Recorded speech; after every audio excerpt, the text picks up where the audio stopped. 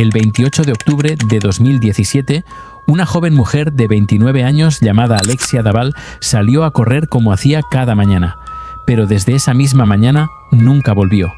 3 días después, apareció su cuerpo calcinado en un bosque cercano a su casa, en Grey-la-Ville, al este de Francia.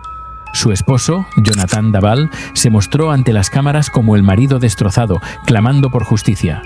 Pero con el tiempo, la verdad que salió a la luz dejó a todo un país sin palabras. Alexia era una mujer joven, deportista, trabajadora en un banco, muy querida por sus amigos y vecinos. Vivía con su marido Jonathan, informático, con quien se había casado en 2015. Aparentemente, eran la pareja perfecta. Sonrientes, tranquilos, con una vida sencilla en el campo francés. Pero detrás de esa imagen de armonía se escondían discusiones, frustraciones y una relación cada vez más tensa. La mañana del 28 de octubre, Alexia dijo que saldría a correr. Horas después, su marido llamó a la policía para denunciar que no había regresado. De inmediato, comenzó una búsqueda masiva. Voluntarios, bomberos, helicópteros. El país entero se movilizó. 2 días más tarde, un ciclista descubrió un cuerpo parcialmente quemado, envuelto en ramas en un bosque a solo unos kilómetros de su casa. El ADN confirmó lo que todos temían. Era Alexia.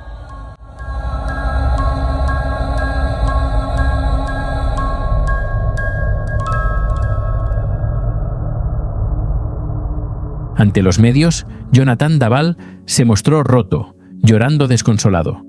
En los funerales habló de su esposa como «mi ángel, mi amor eterno». Su imagen conmovió a Francia.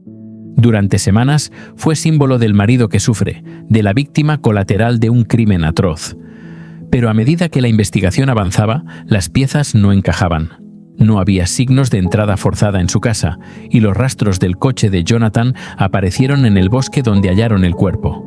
Los investigadores encontraron inconsistencias en su declaración. Primero, negó haber salido de casa. Luego, admitió que discutieron esa mañana. Finalmente, tras meses de presión y pruebas forenses, en enero de 2018 confesó. Había estrangulado a su esposa durante una pelea y, presa del pánico, quemó el cuerpo para ocultarlo. Pero incluso después de confesar, Jonathan cambió su versión varias veces, acusando a la familia de Alexia de haberlo manipulado. Sus mentiras y giros mediáticos mantuvieron al país en vilo durante más de 2 años. En noviembre de 2020 comenzó el juicio. Jonathan Daval se enfrentó a la familia de Alexia y, entre lágrimas, volvió a reconocer el crimen. Dijo que había perdido el control durante una discusión sobre su vida sexual y su deseo frustrado de tener hijos. El jurado lo declaró culpable de asesinato conyugal y lo condenó a 25 años de prisión. Durante la audiencia, los padres de Alexia le preguntaron: ¿por qué quemaste el cuerpo de nuestra hija? Él solo respondió: no lo sé, me volví loco.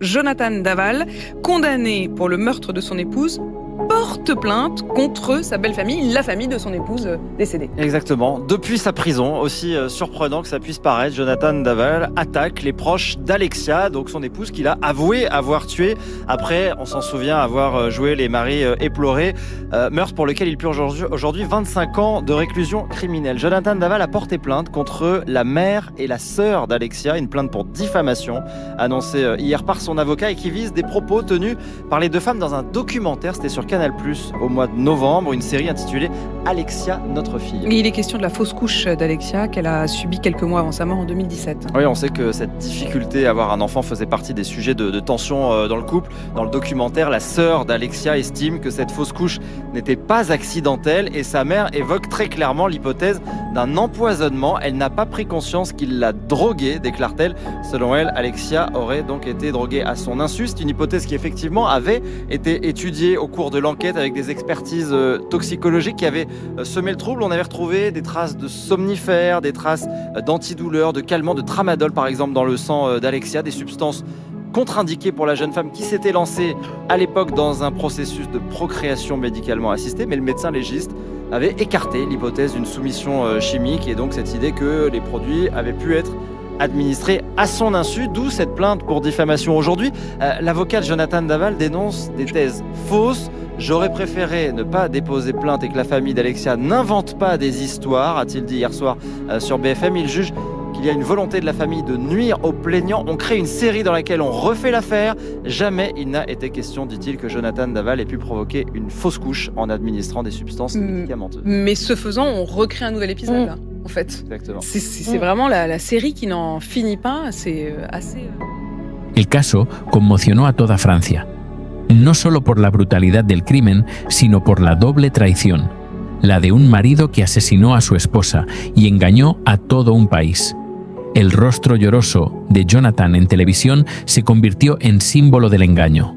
Desde entonces, el caso de Alexia Daval se estudia en criminología y ha reabierto el debate sobre la violencia machista y el control emocional en las relaciones. Cada año, su familia organiza una carrera en su memoria, en el mismo bosque donde fue hallada, para recordarla como lo que era, una mujer fuerte, vital y amada. Y así llegamos al final del caso Alexia Daval, un caso que comenzó como una historia de desaparición que estremeció a toda Francia y que terminó revelando una verdad oscura escondida detrás de la imagen de un marido modelo y una pareja aparentemente perfecta.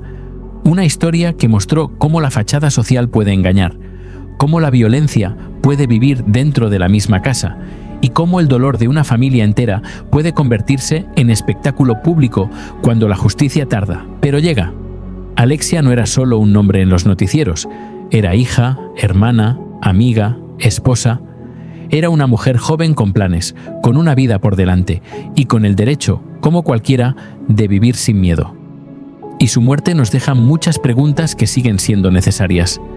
¿Cuántas historias como la suya quedan en silencio? ¿Cuántas veces la sociedad ha creído la versión del agresor solo porque parecía imposible? El caso de Alexia Daval es duro, incómodo y doloroso. Sin embargo, su historia también demostró que la verdad, incluso cuando se oculta, termina saliendo a la luz. Que la justicia puede tardar, pero puede llegar. Y que ninguna imagen pública, ningún llanto frente a las cámaras puede borrar la responsabilidad de un crimen. Hoy, el nombre de Alexia sigue vivo en su familia, en quienes la quisieron, en quienes luchan para que no haya otro caso como el suyo. Si llegaste hasta aquí, gracias por ver, por escuchar y por no olvidar. Si conoces a alguien que pueda estar viviendo violencia, habla, acompaña, pregunta, no minimices. A veces, una conversación puede salvar una vida. Nos vemos en el próximo caso. Y mientras tanto, cuidémonos, creamos, escuchemos y no nos quedemos callados.